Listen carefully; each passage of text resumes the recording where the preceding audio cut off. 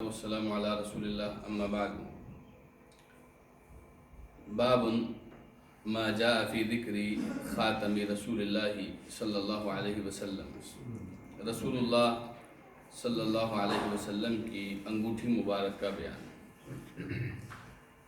نبی کریم صلی اللہ علیہ وسلم کی ایک انگوٹھی تھی جو ایک وقت تک آپ نے سونے کی بنائی تھی، پھر آپ نے اس کو چاندی میں بدل دیا اور اس کا ایک نقش تھا۔ یہ تمام چیزیں آج ہم انشاءاللہ پڑھیں گے۔ امام ترمذی رحمہ اللہ فرماتے ہیں حدثنا قتيبة بن سعيد وغير واحد عن عبد الله بن وهب عن يونس عن ابن شهاب عن انس بن مالك رضي الله تعالى عنه قال كان خاتم النبي صلى الله عليه وسلم من برق وكان فصه حبشيا۔ حضرت انس رضی اللہ تعالی عنہ کہتے ہیں کہ نبی کریم صلی اللہ علیہ وسلم کی انگوٹھی چاندی سے تھی، وَكَانَ فَصُّهُ حَبَشِيًّا، اور اس کے اوپر جو نگینے کی جگہ تھی وہ حبشی طرز کی تھی، حبشی طرز کی۔ اس کے دو معنی ہو سکتے ہیں۔ ایک تو یہ معنی کہ اس کا جو نگینہ تھا وہ حبشے کی دھات سے تھا، کہ حبشے سے کوئی دھات تھی، اور دوسرا معنی یہ ہو سکتا ہے کہ اس انگوٹھی کا انداز حبشی تھا، کہ حبشی لوگ ایسی انگوٹھی پہنتے تھے جو ایک ہی دھات کی ہو، جیسے چاندی کی آپ انگوٹھی بنوائیں اور اس کے اوپر نگ نہ لگوائیں، اس کے اوپر ہی کچھ نگ کی جگہ پہ ڈیزائن کروا لیں، تو یہ حبشی انداز تھا۔ اس لیے یہ جو انداز تھا، یہ زیادہ احادیث سے یہ بات ثابت بھی ہے کہ رسول اللہ صلی اللہ علیہ وسلم کی انگوٹھی کا انداز یہ تھا۔ تو یہ حبشی طرز کی انگوٹھی تھی جو نبی علیہ السلام پہنا کرتے تھے۔ اسی طریقے سے حضرت عبداللہ بن عمر کہتے ہیں ان النبی صلی اللہ علیہ وسلم اتخذ خاتما من فضہ فکان یختم به ولا یلبسه، کہ رسول اکرم صلی اللہ علیہ وسلم نے ایک انگوٹھی چاندی کی بنوائی، آپ اس انگوٹھی سے مہر لگاتے تھے لیکن وہ پہنتے نہیں تھے۔ انگوٹھی سے مہر تو لگواتے تھے لیکن وہ انگوٹھی پہنتے نہیں تھے۔ مہر لگاتے ہوئے وہ انگوٹھی ایسے انگلی میں لگا کے مہر لگائی جاتی ہے، تو رسول اکرم صلی اللہ علیہ وسلم مہر لگاتے ہوئے وہ والی انگوٹھی پہنا کرتے تھے۔ حضرت انس بن مالک کہتے ہیں کان خاتم النبی صلی اللہ علیہ وسلم من فضة فصه منه، اللہ کے رسول صلی اللہ علیہ وسلم کی انگوٹھی جو تھی وہ چاندی کی تھی، اور اس کے اوپر جو نقش تھا، نقش کی جگہ نگینے کی جگہ جو تھی وہ بھی اسی کی تھی، یعنی الگ سے کوئی یاقوت مرجان کوئی لال نیلا فیروزہ لگانے کی آپ نے نہیں کیا تھا، بلکہ اسی میں سے آپ کی چاندی ہی کا آپ کا نگینے کی جگہ تھی۔ حضرت انس بن مالک رضی اللہ عنہ مزید کہتے ہیں لما اراد رسول اللہ صلی اللہ علیہ وسلم ان یکتب الی العجم قیل له ان العجم لا يقبلون الا کتابا علیہ خاتم۔ جب نبی کریم صلی اللہ علیہ وسلم نے دیگر ملکوں کی طرف خط لکھنے کا ارادہ کیا، جو عرب تھے وہ عرب تھے، عرب کے علاوہ جو بھی تھے وہ عجم تھے، تو آپ نے حبشے کی طرف خط بھیجا، آپ نے یمن کی طرف خط بھیجا، آپ نے شام کی طرف خط بھیجا، آپ نے کسرا کی طرف خط بھیجا، آپ نے مصر کے مقوقس کی طرف خط بھیجا، تو آپ نے مختلف لوگوں کی طرف خطوط بھیجے تھے صلح حدیبیہ اور فتح مکہ کے دوران۔ جب صلح حدیبیہ ہو گئی اور مکے والوں کے ساتھ سیز فائر کا ایک معاہدہ ہو گیا کہ آج کے بعد آپ ہم سے نہیں لڑیں گے، 10 سال تک کوئی کسی سے نہیں لڑے گا، تو اس دوران نبی کریم صلی اللہ علیہ وسلم نے امن پایا، تو آپ نے کچھ صحابہ کو خطوط دے کر اسلام کی دعوت کے لیے دیگر بادشاہوں کے پاس بھیجا۔ تو جب آپ خط لکھنے لگے تو لوگوں نے بتایا کہ اللہ کے رسول وہ جو لوگ ہیں وہ مہر کے بغیر خط قبول نہیں کرتے، وہ مہر والا خط قبول کرتے ہیں۔ تو پھر نبی کریم صلی اللہ علیہ وسلم نے انگوٹھی چاندی کی بنوائی تھی، اور فستنا خاتمن، چاندی کی آپ نے انگوٹھی بنوائی تھی، فکأنی انظر الی بیاضہ فی کفہ، میں ابھی بھی دیکھ رہا ہوں آپ کے ہاتھ پر اس کی سفیدی۔ جب آپ انگوٹھی ایک عرصہ تک پہن کے رکھتے ہیں اور اس انگوٹھی کو جب آپ ہلاتے ہیں تو بیچ میں سے انگلی سفید ہو جاتی ہے نا جی، وہ نرم سی ہو جاتی ہے، سفید ہو جاتی ہے، یا ایسی کوئی بھی چیز آپ پہنتے ہیں تو ایسے ہو جاتا ہے۔ تو حضرت انس کہتے ہیں مجھے آج بھی آپ کے ہاتھ پہ وہ سفیدی کا نشان نظر آ رہا ہے۔ تو نبی کریم صلی اللہ علیہ وسلم نے چاندی کی انگوٹھی بنوائی تھی، اور وہ ایک ضرورت کے تحت آپ علیہ السلام نے بنوائی تھی۔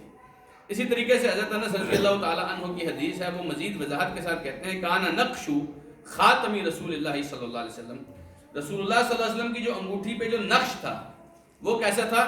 محمد سطر و رسول سطر واللہ سطر، محمد ایک سطر میں لکھا ہوا تھا، رسول دوسری سطر میں لکھا ہوا تھا، اور اللہ تیسری سطر میں لکھا ہوا تھا۔ ہم نے آپ کو بتایا کہ عام طور پر اس کا جو انداز چلتا ہے وہ یہ چلتا ہے کہ محمد سب سے نیچے لکھا ہوا ہے، رسول اس سے اوپر لکھا ہوا ہے، اور اللہ سب سے اوپر لکھا ہوا ہے۔ عام طور پر یہ انداز چلتا ہے، لیکن جو محقق علماء حدیث ہیں وہ کہتے ہیں کہ یہ انداز درست نہیں ہے۔ اس کی کیا وجہ ہے کہ جو لکھائی ہوتی ہے وہ اوپر سے نیچے کی طرف آتی ہے، نیچے سے اوپر کی طرف نہیں جاتی۔ تو جب لکھا ہوا تھا، اس حدیث کے جو الفاظ ہیں حضرت انس جو بیان کرتے ہیں محمد سطر، سطر میں محمد لکھا ہوا تھا، تو پہلی لائن میں کیا آئے گا؟ محمد۔ رسول سطر، دوسری لائن میں کیا لکھا تھا؟ رسول۔ اور اللہ، لفظ اللہ جو تھا وہ تیسری لائن پہ لکھا ہوا تھا۔ تو محدثین کہتے ہیں یہ اوپر سے نیچے کی ترتیب تھی، نیچے سے اوپر کی ترتیب نہیں تھی، کیونکہ آج اللہ کے رسول صلی اللہ علیہ وسلم کا کوئی خط موجود نہیں ہے، اگر موجود ہوتا تو کنفرم ہو جاتا۔ جو دوسرے لوگ ہیں جو نیچے سے اوپر کی ترتیب رکھتے ہیں وہ کہتے ہیں کہ نہیں، ایسا کیسے ہو سکتا ہے کہ رسول اکرم صلی اللہ علیہ وسلم اپنا نام اوپر لکھیں اور اللہ کا نام نیچے لکھیں، ایسا کیسے ہو سکتا ہے؟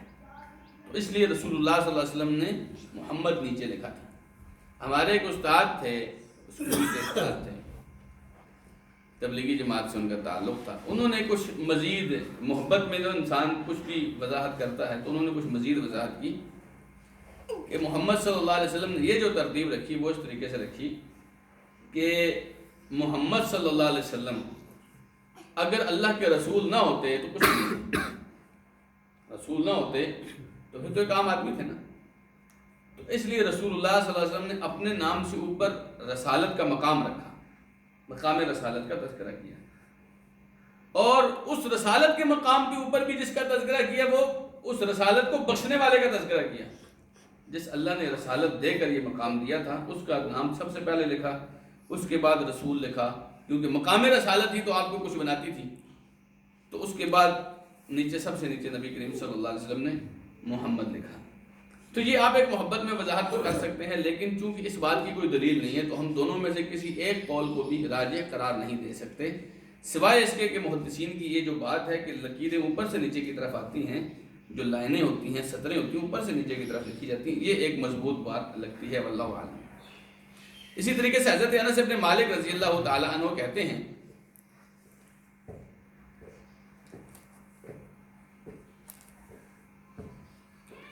کہ ان نبی صلی اللہ علیہ وسلم کتب الی کسری و قیصر و النجاشی، آپ نے کسری جو ایران کا بادشاہ تھا، قیصر جو روم کا بادشاہ تھا عیسائیوں کا، اور نجاشی جو حبشے کا بادشاہ تھا، اس کی طرف خط لکھا، فقیل لہ انہم لا یقبلون کتابا الا بخاتم، تو آپ سے کہا گیا کہ وہ لوگ تو انگوٹھی کے بغیر، مہر کے بغیر کوئی خط قبول نہیں کرتے۔ فصاغ رسول اللہ صلی اللہ علیہ وسلم خاتما حلقتہ فضہ، اللہ کے رسول صلی اللہ علیہ وسلم نے ایک انگوٹھی بنوائی جس کا حلقہ جو تھا، وہ جو دائرہ تھا، جو اوپر والا انگلی کے اوپر نقش والی جگہ تھی، وہ آپ علیہ السلام نے چاندی کی، وہ بھی چاندی کی بنوائی، وَنُقِشَ فِيهِ، اور اس میں جو نقش تھا کیا تھا؟ محمد رسول اللہ، اس میں نقش کیا تھا؟ محمد رسول اللہ صلی اللہ علیہ وسلم۔ یاد رکھیں کہ حبشے کا جو بادشاہ تھا نجاشی، یہ ایران کے زیر تسلط تھا، رومیوں کے زیر تسلط تھا، یہ رومیوں کے، عیسائیوں کے زیر تسلط تھا، تو یہ عیسائی بادشاہ تھا۔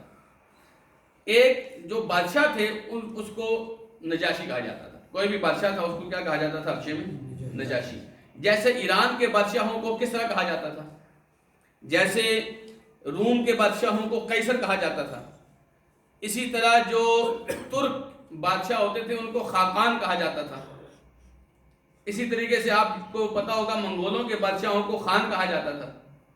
ہمارے ہندوستان میں عام طور پر نواب چلتے تھے اپنے اپنے علاقے کے، یا سلطان چلتا ہے بادشاہ کا نام، آج کل کے دور میں پریزیڈنٹ، صدر چلتے ہیں بادشاہوں کے نام۔ تو جو حبشے کے بادشاہ ہوتے تھے ان کا لقب کیا ہوتا تھا؟ نجاشی۔ نجاشی کا مطلب بادشاہ سلامت۔ تو یہ عیسائی تھا، جو بادشاہ، جو نجاشی جس نے مسلمانوں کو حبشے کے اندر پناہ دی تھی وہ پہلے ہی مسلمان ہو گیا تھا، وہ پہلے ہی مسلمان ہو گیا تھا، اور اس کا نماز جنازہ بھی رسول اکرم صلی اللہ علیہ وسلم نے پڑھا تھا۔ لیکن یہ نجاشی اس کے بعد اس نے اپنے اسلام کا اظہار نہیں کیا اور نہ اپنے علاقے میں اس طریقے سے، کیونکہ وہ مغلوب تھا، زیر تسلط تھا، وہ زیادہ کچھ نہیں کر سکتا تھا، لیکن لوگوں کو آہستہ آہستہ اسلام، ایک تو اسلام کو پناہ بھی دی اس نے، پھر آہستہ آہستہ وہ لوگوں کے اندر اسلام کی بات بھی کرتا تھا، لیکن اس کا اسلام مخفی تھا۔ جب وہ فوت ہوا تو رسول اللہ صلی اللہ علیہ وسلم نے فرمایا تمہارا ایک نیک بھائی فوت ہو گیا ہے، اس کا جنازہ پڑھنا ہے۔ پھر اس کے بعد جو بادشاہ بنا وہ پھر مسلمان نہیں تھا، تو نبی علیہ السلام نے اس کی طرف خط لکھا تھا۔ نجاشی جو تھا وہ اس حبشے کا وہ دوسرا والا بادشاہ تھا، پہلے والا تو الحمدللہ وہ مسلمان ہو گیا تھا۔ تو اسی طریقے سے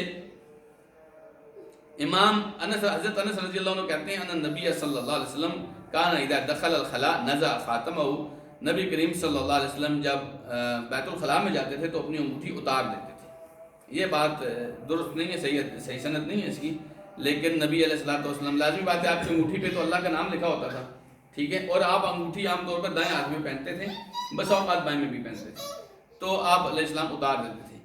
حضرت عبداللہ ابن عمر کہتے ہیں اتخذ رسول اللہ صلی اللہ علیہ وسلم خاتما من ورق فکان فی یدہ، حضرت رسول اللہ صلی اللہ علیہ وسلم نے چاندی کی انگوٹھی بنوائی، آپ اپنے ہاتھ میں رکھتے تھے اس کو۔ ثم کان فی ید ابی بکر، پھر حضرت ابو بکر کے پاس آئی، ثم وید عمر، پھر حضرت عمر کے پاس آئی۔ نبی علیہ السلام کے بعد جو خلیفہ تھے کون تھے؟ حضرت ابو بکر۔ حضرت ابو بکر کے پاس رسول اللہ صلی اللہ علیہ وسلم کی وہ انگوٹھی، کیونکہ وہ انگوٹھی مہر ہوتی تھی نا، تو نبی علیہ السلام کے بعد وہ مہر کون لگاتا تھا؟ حضرت ابو بکر صدیق لگاتے تھے، اس کے بعد حضرت عمر لگاتے تھے، ثم کان فی ید عثمان، پھر حضرت عثمان لگاتے تھے، حتی وقع فی بئر عریس، یہاں تک کہ وہ حضرت عثمان سے بئر عریس میں، عریس ایک کنواں تھا اس میں گر گئی۔ قباء کے قریب ایک باغ تھا جس باغ کے اندر حضرت عثمان رضی اللہ عنہ سے وہ انگوٹھی گر گئی تھی۔ کہتے ہیں نقشہ محمد رسول اللہ، اس کے نقش پہ کیا لکھا ہوا تھا؟ محمد رسول اللہ صلی اللہ علیہ وسلم۔ اسی طریقے سے اگلا باب امام ترمذی رحمہ اللہ نے یہ قائم کیا ہے، باب ما جاء فی ان النبی صلی اللہ علیہ وسلم کان یتختم فی یمینہ، اس بات کا بیان کہ اللہ کے رسول صلی اللہ علیہ وسلم اپنے دائیں ہاتھ میں انگوٹھی پہنتے تھے، دائیں ہاتھ میں آپ علیہ الصلوۃ والسلام انگوٹھی پہنتے تھے۔ اچھا، حضرت علی بن ابی طالب رضی اللہ تعالیٰ عنہ کہتے ہیں ان النبی صلی اللہ علیہ وسلم کان یلبس خاتمہ فی یمینہ، نبی کریم صلی اللہ علیہ وسلم دائیں ہاتھ میں انگوٹھی پہنا کرتے تھے۔ اسی طریقے سے حضرت عبداللہ ابن جعفر کہتے ہیں، رسول اللہ صلی اللہ علیہ وسلم کے بھتیجے تھے، جعفر الطیار کے بیٹے تھے، کہتے ہیں کان رسول اللہ صلی اللہ علیہ وسلم یتختم فی یمینہ، آپ اپنے دائیں ہاتھ میں انگوٹھی پہنتے تھے۔ اسی طریقے سے دوسری حدیث بھی حضرت عبداللہ بن جعفر کی اسی طرح حضرت جابر بن عبداللہ کی حدیث ہے ان نبی صلی اللہ علیہ وسلم کان یتختم فی یمینہ، نبی علیہ السلام دائیں ہاتھ میں انگوٹھی پہنتے تھے۔ اسی طرح حضرت عبداللہ ابن عباس رضی اللہ عنہ کہتے ہیں یتختم فی یمینہ ولا یخال الا قال کان رسول اللہ صلی اللہ علیہ وسلم یتختم فی یمینہ، حضرت عبداللہ بن عباس دائیں ہاتھ میں انگوٹھی پہنتے تھے اور وہ کہتے تھے کہ رسول اللہ صلی اللہ علیہ وسلم بھی دائیں ہاتھ میں انگوٹھی پہنا کرتے تھے۔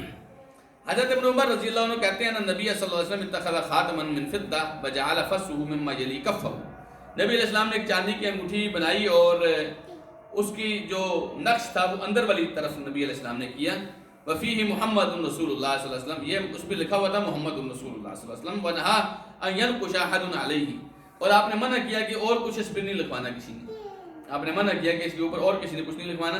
وہو الذی سقط فی معیقیب فی بئر عریس، یہ بئر عریس میں گر گئی تھی یہ انگوٹھی، حضرت عبداللہ بن عمر رضی اللہ عنہ کہتے ہیں۔ اسی طریقے سے جعفر ابن محمد اپنے والد محمد سے بیان کرتے ہیں، کہتے ہیں کان الحسن والحسین یتختمان فی یسارہما، حضرت حسن اور حضرت حسین بائیں ہاتھ میں انگوٹھی پہنا کرتے تھے، بائیں ہاتھ میں انگوٹھی پہنا کرتے تھے۔ تو انگوٹھی بائیں ہاتھ میں بھی پہنی جا سکتی ہے، رسول اللہ صلی اللہ علیہ وسلم سے بھی ایک حدیث میں ثابت ہے آپ نے بائیں ہاتھ میں پہنی، لیکن عام طور پر آپ دائیں ہاتھ میں انگوٹھی پہنا کرتے تھے۔ اسی طریقے سے قتادہ حضرت انس رضی اللہ عنہ سے بیان کرتے ہیں کہ نبی کریم صلی اللہ علیہ وسلم انہ کان یتختم فی یمینہ، نبی کریم صلی اللہ علیہ وسلم دائیں ہاتھ میں انگوٹھی پہنا کرتے تھے۔ تو حضرت انس رضی اللہ عنہ نبی کریم صلی اللہ علیہ وسلم سے بیان کرتے ہیں کہ کان یتختم فی یسارہ، بعض حضرت انس کے شاگردوں نے بیان کیا کہ نبی علیہ السلام بائیں ہاتھ میں انگوٹھی پہنتے تھے۔ تو میں نے بتایا کہ دونوں طرح کی ثابت ہے، البتہ دائیں ہاتھ سے انگوٹھی پہننا یہ زیادہ ثواب کا کام ہے، یہ زیادہ قریب ہے نبی علیہ السلام کی سنت کے۔ دائیں ہاتھ میں کس انگلی میں پہنتے تھے؟ یاد رکھیے انگوٹھی پہننے کے حوالے سے نبی علیہ السلام نے ان دونوں انگلیوں میں انگوٹھی پہننے سے منع کیا ہے۔ اس کو کہتے ہیں سبابہ اور اس کو کہتے ہیں وسطیٰ۔ ان دونوں انگوٹھیوں میں نبی علیہ السلام نے انگوٹھی پہننے، ان دونوں انگلیوں میں انگوٹھی پہننے سے منع کیا ہے۔ نبی علیہ السلام اس انگوٹھی میں پہنتے تھے، اس کو کہتے ہیں خنصر۔ کیا کہتے ہیں؟ خنصر، جسے ہم چھنگلی کہتے ہیں یا چیچی کہتے ہیں، ایسی ہے نا۔ نبی علیہ السلام اس انگلی میں انگوٹھی پہنا کرتے تھے۔ اس انگلی میں نبی علیہ السلام سے انگوٹھی پہننا بھی ثابت نہیں ہے، منع کرنا بھی ثابت نہیں ہے۔ پہننا بھی ثابت نہیں ہے اور منع کرنا بھی ثابت نہیں ہے، اس لیے اس میں پہنی جا سکتی ہے۔ لیکن نا جب دو ان انگلیوں سے منع کر دیا نا تو اس سے بھی منع کر سکتے تھے نا، لیکن نہیں کی۔ اس کا کیا مطلب ہے؟ ان دونوں میں پہنی جا سکتی ہے۔ البتہ رسول اکرم صلی اللہ علیہ وسلم انگوٹھی کس میں پہنتے تھے؟ چھوٹی انگلی میں۔ یہ نبی کریم صلی اللہ علیہ وسلم کی انگوٹھی پہننے کا طریقہ تھا۔ اور زیادہ حدیث کے مطابق آپ دونوں ہاتھوں میں سے کس ہاتھ میں انگوٹھی پہنتے تھے؟ دائیں ہاتھ میں انگوٹھی پہنا کرتے تھے، ٹھیک ہے۔ اچھا، اب اگلی حدیث سنیے۔ حضرت عبداللہ بن عمر کہتے ہیں اتخذ رسول اللہ صلی اللہ علیہ وسلم خاتما من ذهب، اللہ کے رسول صلی اللہ علیہ وسلم نے سونے کی انگوٹھی بنوائی۔ فکان یلبسہ فی یمینہ، آپ وہ انگوٹھی دائیں ہاتھ میں پہنتے تھے۔ فاتخذ الناس خواتیم من ذهب، لوگوں نے بھی سونے کی انگوٹھیاں بنوا لی۔ فطرحہ صلی اللہ علیہ وسلم، تو اللہ کے رسول نے وہ انگوٹھی پھینک دی۔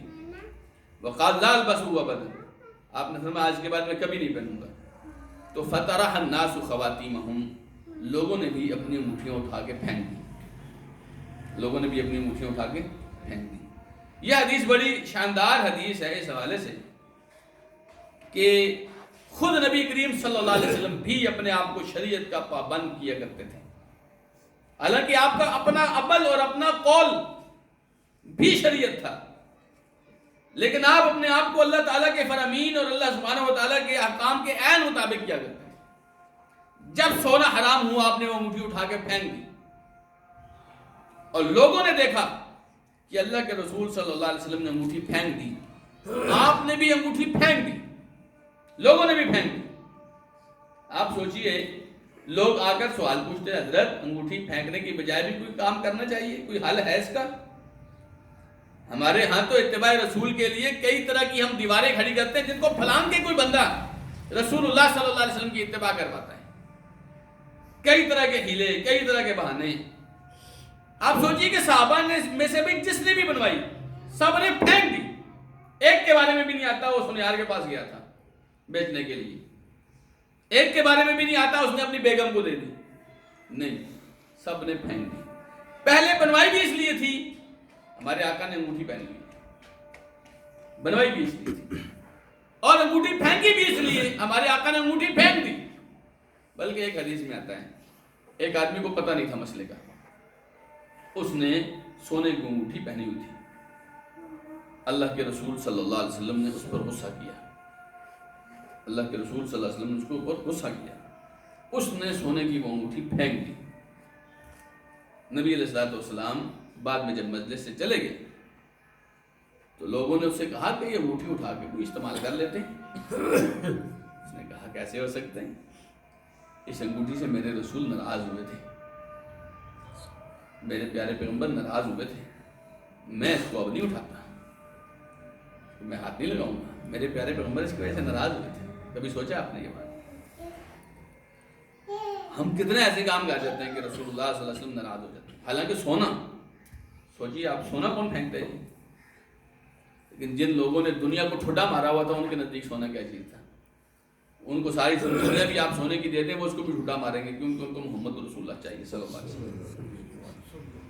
ایک حدیث میں آتا ہے نا، نبی کریم صلی اللہ علیہ وسلم نے لوگوں سے پوچھا کہ بتاؤ تمہارا کیا خیال ہے، باقی لوگ جب اپنے گھروں میں جا رہے ہیں تو ان کے ساتھ اونٹ بکریاں جا رہی ہیں، درہم دینار لے کے جا رہے ہیں، لیکن تم جب اپنے گھر میں واپس مدینے جاؤ گے تو تم رسول اللہ کو ساتھ لے کر جاؤ گے، بتاؤ کیا تم راضی ہو؟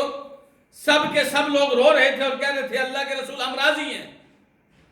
ہمیں ان اونٹوں کا کیا کرنا ہے، ہم نے ان بکریوں سے کیا لینا جب ہمارے ساتھ محمد رسول اللہ جا رہے ہیں صلی اللہ علیہ وسلم۔ تو اپنے اعمال میں بار بار یہ سوچتے رہنا چاہیے کہ کہیں ایسا تو نہیں کہ ہم سے رسول اللہ بچھڑ جائیں میرے کسی سونے کی وجہ سے، میری کسی عمل کی وجہ سے، میرے کسی مال جمع کرنے کی وجہ سے ایسا نہ ہو۔ اس بات کا ہمیں اہل ایمان کو ہمیشہ ہی خیال رکھنا چاہیے کہ رسول اللہ صلی اللہ علیہ وسلم ناراض نہ ہو جائیں۔ اور آپ کو پتہ ہے کہ جیسے زندگی میں اللہ کے رسول صلی اللہ علیہ وسلم لوگوں کو دیکھ کر ناراض ہوتے تھے، ایسے ہی زندگی کے بعد بھی ہمارے اعمال کی وجہ سے قیامت کے دن بھی اللہ کے رسول صلی اللہ علیہ وسلم منہ پھیر سکتے ہیں، تو اس بات کا ہمیں خیال رکھنا چاہیے۔ اب انگوٹھی کے بعد امام ترمذی رحمہ اللہ فرماتے ہیں باب ما جاء فی صفت سیف رسول اللہ صلی اللہ علیہ وسلم، رسول اکرم صلی اللہ علیہ وسلم کی تلوار کا بیان۔ تلوار کا بیان، آپ کی تلوار بھی تو تھی، تلوار ہر مسلمان کا زیور ہے، تلوار ہر مسلمان کا زیور ہے۔ اللہ تعالیٰ نے فرمایا خذوا حذرکم، خذوا حذرکم، اپنی احتیاط، اپنی تدبیر، اپنی تیاری پکڑ کے رکھنا۔ اور نبی کریم صلی اللہ علیہ وسلم نے فرمایا وَجُعِلَ رِزْقِي تَحْتَ ظِلِّ سَيْفِي، میرا رزق میری تلوار کے سائے میں رکھا ہوا ہے۔ اور ایک حدیث میں آپ علیہ السلام نے فرمایا السیف محاء الخطایا، تلوار گناہوں کو ربڑ کی طرح مٹا دیتی ہے۔ محا کا مطلب ہے خوب خوب مٹا دیتی ہے۔ جیسے ایک ہوتا ہے نا عالم، ایک ہوتا ہے عالم، ایک ہوتا ہے علام، کیا مطلب بہت علم والا، بہت علم والا۔ اسی طرح ایک ہوتا ہے ماہن، مٹانے والا، ایک ہے محا، خوب رگڑ رگڑ کے مٹا دینے والی، اور وہ ہے تلوار۔ اللہ کے رسول صلی اللہ علیہ وسلم جب فوت ہوئے، آپ علیہ السلام کے گھر میں جو پڑے ہوئے تھے وہ ایک یہودی سے ادھار لیے ہوئے تھے، ایک یہودی سے ادھار لیے ہوئے تھے، لیکن آپ کے گھر میں 9 تلواریں پڑی ہوئی تھیں۔ جو کا مسئلہ نہیں ہے، کھانے کا مسئلہ نہیں ہے، ہمیں اپنے دفاع کا، اپنے وقار کا، اپنے دین کا مسئلہ ہے، اس کے لیے ہم تلوار تو رکھیں گے۔ اور یہی یہودی جن سے جو لیے ہوئے تھے، انہی کے خلاف بھی تلوار چلتی تھی کبھی کبھی، لیکن یہ تلوار ہونا بہت ضروری ہے۔ ہمارے ہاں اس بات سے بہت غفلت برتی جاتی ہے، بہت غفلت۔ اللہ کے رسول صلی اللہ علیہ وسلم کی حدیثیں آپ پڑھیں گے ابھی، آپ کو پتہ چلے گا آپ اپنی تلوار کا کتنا خیال کرتے تھے۔ بدر کی لڑائی میں ایک کافر کی تلوار آپ کے ہاتھ لگی تھی، اس کا نام تھا ذوالفقار۔ ذوالفقار اس کو اس لیے کہتے تھے، اصل میں الفقار جو ہے نا، یہ آپ کی ریڑھ کی ہڈی کو کہتے ہیں۔ اس تلوار کا کوئی انداز ایسا تھا جیسے ریڑھ کی ہڈی ہوتی ہے، کوئی ایسا کرو تھا اس کا کہ اس نے اتنے اہتمام سے بنائی تھی، ریڑھ کی ہڈی کی طرح کی۔ تو وہ اللہ کے رسول صلی اللہ علیہ وسلم کو مال غنیمت میں آپ کے حصے میں آئی تھی، اس تلوار کا نام تھا ذوالفقار۔ اسی طرح اور بہت ساری اور بھی تلواریں ہیں جن کا نام آتا ہے، نبی علیہ السلام کی طرف نسبت ہوتا ہے، جیسے عدب، جو آپ کے پاکستان میں ضرب عضب آپریشن کیا گیا، یہ اسی سے لیا ہے، عدب۔ اور اسی طریقے سے اور بھی کچھ تلواریں، حتف یا اور دیگر تلواروں کے نام آتے ہیں، لیکن وہ صحیح سند سے ثابت نہیں۔ لیکن یہ ذوالفقار کا نام یہ صحیح سند کے ساتھ رسول اللہ صلی اللہ علیہ وسلم سے ثابت ہے۔ تو آپ علیہ السلام کی تلوار ذوالفقار تھی، اور اس کے علاوہ بھی نبی کریم صلی اللہ علیہ وسلم کے پاس اور تلواریں بھی تھیں۔ اپنی تلوار کا آپ دیکھیں نام رکھنا، اس کا خیال رکھنا، یہ سنت رسول صلی اللہ علیہ وسلم میں شامل ہے۔ تو امام ترمذی کہتے ہیں حدثنا محمد بن بشار قال حدثنا وهب بن جرير قال حدثنا ابي عن قتادة عن انس قال كانت قبيعة سيف رسول الله صلی اللہ علیہ وسلم من فضة، رسول اللہ صلی اللہ علیہ وسلم کی تلوار کی دستی چاندی کی بنی ہوئی تھی، چاندی کی۔ بعض علماء نے ترجمہ کیا ہے دستی، جہاں سے آپ تلوار پکڑتے ہیں۔ بعض علماء نے اس کی وضاحت لکھی ہے کہ جہاں سے تلوار پکڑی جاتی ہے نا، اس کا ایک سر ہوتا ہے، اس کا ایک سر ہوتا ہے، جہاں سے وہ گول کی ہوئی ہوتی ہے نا، اہتمام کے ساتھ، تاکہ تلوار آپ کے ہاتھ سے سلپ نہ کر جائے، تو پیچھے سے تھوڑا سا بڑا کر کے سر لگایا جاتا ہے، اس کو قبیعہ کہتے ہیں۔ 2 طرح کے معنی ہیں۔ بہرحال دستی کے اندر رسول اللہ صلی اللہ علیہ وسلم کی چاندی لگی ہوئی تھی، نبی کریم صلی اللہ علیہ وسلم کی تلوار کی۔ اسی طریقے سے سعید ابن ابی الحسن کہتے ہیں کانت قبیعۃ سیف رسول اللہ صلی اللہ علیہ وسلم من فضہ، اللہ کے رسول صلی اللہ علیہ وسلم کی تلوار کی دستی جو تھی وہ چاندی کی تھی. اسی طرح عبداللہ ابن سعد کے والد سعد بیان کرتے ہیں کہ دخل رسول اللہ صلی اللہ علیہ وسلم مکہ یوم الفتح وعلی سیفہ ذہب وفضہ. فتح مکہ کے دن جب رسول اللہ صلی اللہ علیہ وسلم مکہ میں داخل ہوئے تو آپ کی جو تلوار تھی اس پہ سونے اور چاندی لگی ہوئی تھی، سونے کے تھمکے اور ساتھ میں چاندی رسول اللہ صلی اللہ علیہ وسلم کی تلوار پہ لگی ہوئی تھی. طالب کہتے ہیں فسألت عن الفضہ، میں نے پوچھا چاندی کہاں لگی تھی، تو کہتے ہیں کانت قبیعۃ السیف فضۃ، آپ کی تلوار کی جو دستی تھی وہ چاندی کی تھی، اور عین ممکن ہے وہ دستی چاندی کی ہے اور اس کے اوپر جو تھمکے لگے ہوئے ہیں جو اس وجہ سے لگائے جاتے تھے تاکہ تلوار ہاتھ سے سلپ نہ کرے، وہ جو چھوٹے چھوٹے سے نا ڈاٹ یا کیلیں، تاکہ وہ اس کے اندر تھوڑا سا رکاوٹ پیدا ہو، تو وہ سونے کی بھی ہو سکتی تھی. بہرحال سونا اور چاندی دونوں رسول اکرم صلی اللہ علیہ وسلم کی تلوار کے اوپر لگے ہوئے تھے. حالانکہ آپ جانتے ہیں مسلمان کے لیے سونا زیور کے طور پر حرام ہے، لیکن یہ آپ کی تلوار میں لگے ہوئے تھے. آپ اندازہ کریں کتنا اہتمام تھا اللہ کے رسول صلی اللہ علیہ وسلم کی طرف سے اپنی تلوار کا. امام ابن سیرین کہتے ہیں صنعت سیفی علی سیفی سمرۃ ابن جندب. آپ محبت دیکھیں، محمد ابن سیرین کہتے ہیں میں نے اپنی تلوار حضرت سمورہ ابن جندب کی تلوار کی مشابہ بنائی. اتنا اہتمام کیا آپ مجھے اپنی تلوار دیجیے، میں اس جیسی ایک تلوار بنانا چاہتا ہوں. تو انہوں نے بنائی. کیوں بنائی؟ کہتے ہیں وَزَعَمَ سَمُورَةَ أَنَّهُ صَنَعَ سَيْفَهُ عَلَى سَيْفِ رَسُولِ اللَّهِ صلی اللہ علیہ وسلم، کہ انہوں نے اپنی تلوار رسول اللہ صلی اللہ علیہ وسلم کی تلوار کو دیکھ کر بنایا. وَكَانَ حَنَفِيًّا، اور آپ کی تلوار حنیفی تھی. حنفی کا مطلب یہ فرقہ حنفی والا نہیں تھا، بلکہ بنو حنیفہ قبیلہ جو تھا عرب میں، جہاں سے مسلمہ کذاب بھی تھا، اس قبیلے کے ہاں تلوار سازی کی صنعت تھی. اس قبیلے کے ہاں جیسے ہر علاقے کا، قبیلے کا، فیملیوں کا اپنا اپنا ایک پیشہ ہوتا ہے نا، تو وہ تلوار سازی کی صنعت تھی ان کی. تو وہ کہتے وہ بڑی عمدہ تلواریں بنایا کرتے تھے. تو کہتے ہیں کہ نبی علیہ السلام کی جو تلوار تھی وہ حنفی تھی، یعنی کہ بنو حنیفہ کے لوگوں، آپ نے وہاں سے تلوار لی ہوئی تھی. ٹھیک ہے، لیکن یہ حدیث سند کے اعتبار سے صحیح نہیں ہے. یہ تھی رسول اکرم صلی اللہ علیہ وسلم کی تلوار. اب آئیے رسول اکرم صلی اللہ علیہ وسلم کی زرہ. رسول اکرم صلی اللہ علیہ وسلم کی زرہ، امام ابن قیم رحمہ اللہ کہتے ہیں مکان لہو سبعۃ اذرع، آپ کی 7 زرہیں تھیں. 7 زرہیں تھیں. ذات الفضول، وہ زیادہ کام عام طور پر نہیں آتی تھیں، لیکن تھیں آپ کے پاس 7 زرہیں. میں نے جیسے بتایا نا، اللہ سبحانہ وتعالیٰ نے خودو حذرکم، اپنی احتیاط لازم کیا کرو. تو رسول اللہ صلی اللہ علیہ وسلم زرہ کیا ہوتی ہے؟ کڑیوں سے بنا کر جسم کے اوپر ایک جیکٹ پہنی جاتی ہے، تاکہ اگر آپ کی بے دہانی میں تلوار لگے تو یہ جیکٹ آپ کو وار سے بچا سکے. تو یہ زرہ ہوتی ہے کڑیوں کی طرح کی. ایک خود ہوتا ہے، اس کا بھی ہم انشاءاللہ پڑھنے لگے ہیں. تو رسول اکرم صلی اللہ علیہ وسلم نے آپ کی زرہ کیسی تھی؟ کہتے ہیں 7 زرہیں تھیں.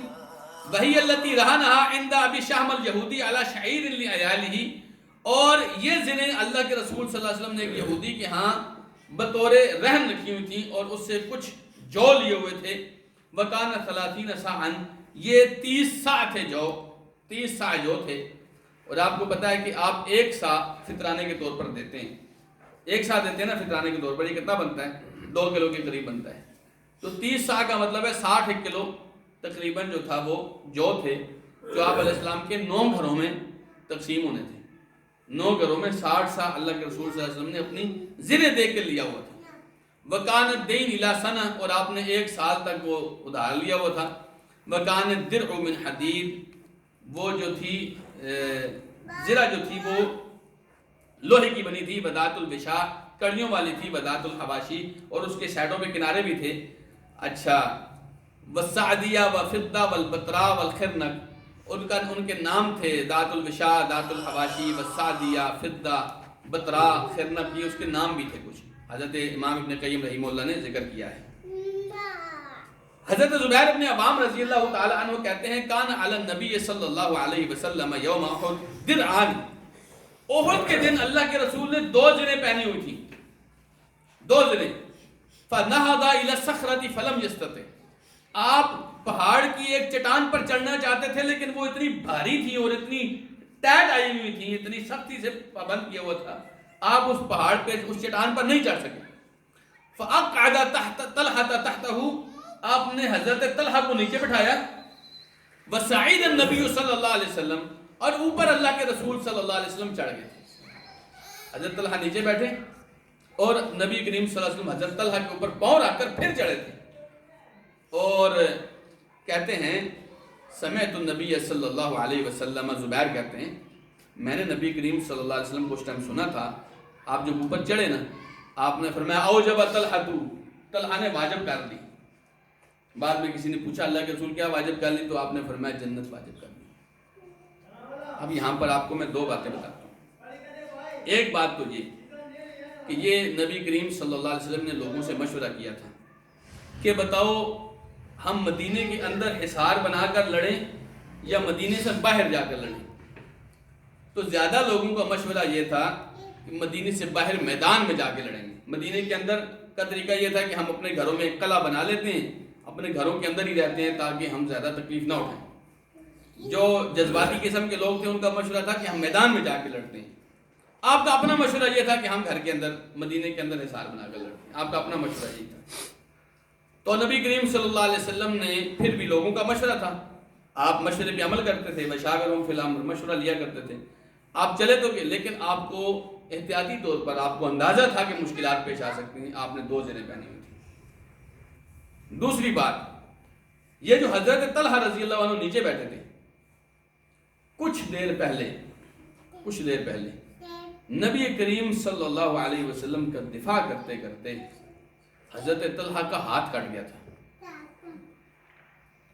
اور ان کے ہاتھ پہ جب دشمن کی تلوار لگی تھی تو انہوں نے کہا تھا ایسے، انہوں نے سی کی آواز نکالی تو رسول اکرم صلی اللہ علیہ وسلم نے فرمایا تھا لو قلت بسم اللہ رفعتک الملائکہ وہم ینظرون، اگر تم بسم اللہ کہتے تو فرشتے یہیں پر تمہیں اٹھا لیتے، یہ لوگ دیکھ رہے ہوتے کہ طلحہ کو اٹھا لیا۔ تو کچھ دیر پہلے ان کا ہاتھ کٹا تھا، اور اب کی بار پھر حضرت طلحہ نیچے بیٹھے ہوئے رسول اللہ صلی اللہ علیہ وسلم کو پھر اوپر بھیج دیں۔ آپ ذرا سوچئے نا، ہم ایک چھوٹی سی تکلیف آ جاتی ہے تو کتنے بہانے کرتے ہیں، 10 دن نماز کی چھٹی ہو جاتی ہے جی، 100 مسائل ہم بیان کر رہے ہوتے ہیں، لیکن ایک بات یاد رکھیے، آگے بڑھنے والے آگے بڑھ جاتے ہیں، آگے بڑھیے۔ حضرت طلحہ کی انہی وجوہات سے تو اللہ کے رسول نے کتنی دفعہ نام لے کر عشرہ مبشرہ کا فرمایا تھا یہ جنت میں ہیں، ان میں سے ایک حضرت طلحہ بھی تھے، ہاتھ بھی کٹوایا جی اللہ کے راستے میں، پھر بھی رسول اللہ صلی اللہ علیہ وسلم کی سواری بن کے اوپر چڑھا رہے ہیں۔ تو یہ بڑی بات ہوتی ہے، خاص طور پر لوگوں کو اللہ تعالیٰ نے شرف دیا تھا، انہوں نے رسول اللہ صلی اللہ علیہ وسلم کی خدمت کی تھی، تو آپ نے فرمایا تھا اوجب طلحہ، جنت نے واجب کر لی ہے، طلحہ نے جنت واجب کر لی ہے۔ تو اس کے علاوہ بھی اللہ کے رسول نے کئی مقامات پر جہاں فرمایا ابو بکر فی الجنہ، عمر فی الجنہ، عثمان فی الجنہ، علی فی الجنہ، وہاں فرمایا طلحہ فی الجنہ، زبیر فی الجنہ۔ یہ حدیث بیان کرنے والے زبیر بھی جنت میں، اور جن کے بارے میں حدیث بیان کر رہے ہیں حضرت طلحہ، وہ بھی جنت میں۔ اسی طریقے سے صاحب ابن یزید کہتے ہیں ان رسول اللہ صلی اللہ علیہ وسلم کان علیہ یوم احد درعان، احد کی لڑائی میں اللہ کے رسول صلی اللہ علیہ وسلم کے اوپر 2 زریں تھیں، قد ظاہر بینہما، آپ نے دونوں کو درمیان سے جوڑا ہوا تھا، دونوں زروں کو آپس میں ایک دوسرے کے اوپر پہن کے جوڑا ہوا تھا آپ علیہ السلام نے، تو 2 زریں تھی رسول اللہ صلی اللہ علیہ وسلم کی۔ اب امام ترمذی کہتے ہیں باب ما جاء فی صفت مغفر رسول اللہ صلی اللہ علیہ وسلم، آپ کی مغفر کا بیان، اس مغفر کو اردو میں خود کہتے ہیں اور انگلش میں آپ اس کو ہیلمٹ کہتے ہیں۔ سر اس کے اوپر لوہے کی ٹوپی ہوتی تھی جس کی سائیڈوں پر کڑیاں نیچے گری ہوتی تھیں، سائیڈوں پر کڑیاں نیچے گری ہوتی تھی، زنجیریں نیچے گری ہوتی تھیں، تاکہ اگر منہ پہ بھی تلوار وغیرہ کوئی ایسا بھار لگے تو بچا جا سکے۔ اور یہی وجہ ہے، اسی خود کی کڑی جب کسی کافر نے تلوار ماری تھی نا احد کی لڑائی میں، رسول اکرم صلی اللہ علیہ وسلم کے مبارک چہرے پر جب کسی کافر نے تلوار ماری تھی تو نبی علیہ الصلوۃ والسلام کو اس کی تلوار کا نہیں لگا تھا، لیکن اس خود کی جو کڑیاں تھیں وہ آپ کے رخسار مبارک کے اندر دھنس کی تھیں، اور وہ پھر وہ مڑی بھی ہوتی ہے نا، زنجیر کی جو کڑیاں ساری مڑی ہوتی ہیں نا، گول گول ہوئی ہوتی ہیں، تو وہ پھر پھنس گئی تھیں نبی علیہ السلام کے مبارک چہرے کے اندر، وہ نکل ہی نہیں رہی تھی۔ تو حضرت ابو طلحہ رضی اللہ تعالی عنہ نے اپنے دانت سے کھینچ کر نکالا تھا، ان کا شاید دانت بھی ٹوٹ گیا تھا اس بارے میں، اور پھر اس کا خون نہیں رک رہا تھا، تو حضرت فاطمہ رضی اللہ تعالی عنہ نے ایک چٹائی جلا کر نبی کریم صلی اللہ علیہ وسلم کے اس زخم کے اوپر لگایا تھا۔ بہت ظلم کیا تھا اس آدمی نے، کہ جس چہرے کا خیال اللہ تعالیٰ کرتا تھا اس ظالم نے اس چہرے کو زخمی کیا تھا۔ لیکن عجیب بات ہے نا، اتنے جہادی پیغمبر صلی اللہ علیہ وسلم کی امتی ہو کر ہم کافروں کے ہاتھوں بک گئے ہیں، ان کے سامنے جھک گئے ہیں، اور آج جب کہ ہمارے پاس اپنے ملک ہیں ہم پھر بھی ان کا دین پڑھتے ہیں، ان کے گن گاتے ہیں، ان کے راستے پر چلتے ہیں۔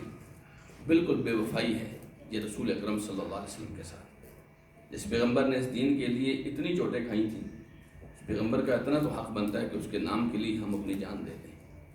یقین جانی اس جان کی اس دن قیمت لگ جائے گی جس دن یہ اللہ کے دین کے لیے قربان ہو جائے گی، ورنہ جان تو لوگوں کی ٹرکوں کے نیچے آ کے بھی جاتی ہے، جان تو لوگوں کی پیسوں کی خاطر دشمنیوں میں بھی جاتی ہے، جان تو لوگوں کی بستر مرگ میں بھی چلی جاتی ہے، لیکن جس دن یہ جان اللہ کے رسول کے لیے اور اللہ کے دین کے لیے گئی نا، اس دن اس جان کا کوئی فائدہ ہو جائے گا۔ اللہ سبحانہ تعالی ہم سے یہ جان قبول کر لے۔ تو مغفر اس خود کو کہتے ہیں جو سر کے اوپر لوہے کی ٹوپی ہوتی ہے، اس کی کڑیاں ہوتی ہیں۔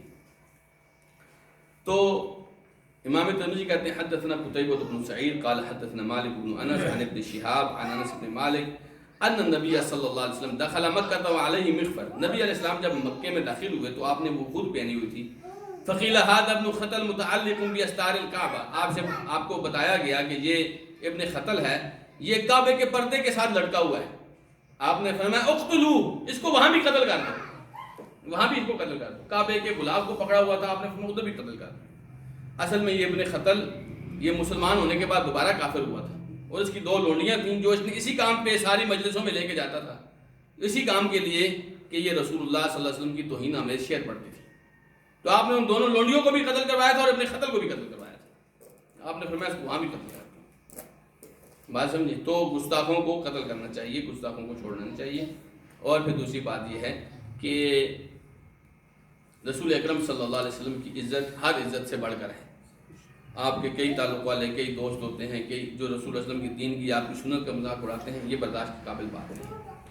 تو اللہ کے رسول صلی اللہ علیہ وسلم مکے میں جب مکہ فتح کرنے کے لیے گئے تھے، آپ کی کوشش تھی کہ مکے میں لڑائی نہ ہو، کیونکہ مکہ امن والا شہر ہے۔ مکہ جس دن اللہ نے بنایا تھا نا، اس دن بھی اللہ نے اس کو امن والا قرار دیا تھا، وہاں پر کوئی آدمی لڑائی نہیں کر سکتا، کوئی آدمی بھی لڑائی نہیں کر سکتا۔ نبی علیہ السلام نے فرمایا اگر تمہیں کل کوئی آ کر کہے کہ محمد صلی اللہ علیہ وسلم نے مکے پر چڑھائی کی تھی، جنگ کرنے آئے تھے، ان سے کہنا کہ اللہ کے رسول صلی اللہ علیہ وسلم کے لیے اللہ نے خاص اجازت دی تھی۔ فرمایا ان سے کہنا کہ اللہ کے رسول کے لیے اللہ تعالیٰ نے خاص اجازت دی تھی، اور پھر رسول اللہ صلی اللہ علیہ وسلم کے لیے بھی اللہ نے دن کے تھوڑے سے حصے میں اجازت دی ہے، اس کے علاوہ نہیں دی۔ تو رسول اکرم صلی اللہ علیہ وسلم نے مکے میں ایسے چڑھائی کی تھی، تو آپ وہ تیاری کر کے آئے تھے، لیکن الحمدللہ زیادہ لڑائی کی نوبت نہیں آئی تھی۔ کچھ دستوں نے حضرت خالد بن ولید کے ساتھ چھیڑ چھاڑ کی تھی، لیکن وہ شکست کھا گئے تھے۔ نبی علیہ السلام نے خالد کو منع کر دیا تھا، آپ ان سے لڑیں نہیں۔ تو لڑائی بہت کم ہوئی تھی، لیکن بہرحال لڑائی کے بغیر فتح بھی ممکن نہیں تھی، تو نبی علیہ السلام نے لڑائی کی تھی۔ تو اسی طرح کی حدیث انس بن مالک کہتے ہیں کہ ان رسول اللہ صلی اللہ علیہ وسلم دخل مکہ عام الفتح وعلی رأسہ المغفر، فتح مکہ والے سال اللہ کے رسول جب مکہ داخل ہوئے تو آپ کے سر پر وہ خود تھی۔ فلما نزعہ، جب آپ نے وہ خود اتاری، جاء رجل فقال له ابن الخطل متعلق باستار الکعبہ، تو ایک آدمی نے آ کر کہا کہ ابن خطل کعبے کے پردوں کے ساتھ لٹکا ہوا ہے، تو آپ نے فرمایا اس کو وہاں بھی قتل کر دو۔ تو ابن شہاب کہتے ہیں کہ بلغنی ان رسول اللہ صلی اللہ علیہ وسلم لم یکن یومئذ محرما، کہتے ہیں کہ اس دن اللہ کے رسول صلی اللہ علیہ وسلم احرام کی حالت میں نہیں تھے، اس لیے یہ چیزیں پہنی ہوئی تھیں۔ اس کے بعد رسول اکرم صلی اللہ علیہ وسلم کے امامہ شریف کا بیان ہے، اللہ سبحانہ وتعالیٰ نے توفیق دی تو کل پڑھیں گے۔ جزاکم اللہ خیر، وآخر دعوانا الحمدللہ رب العالمین۔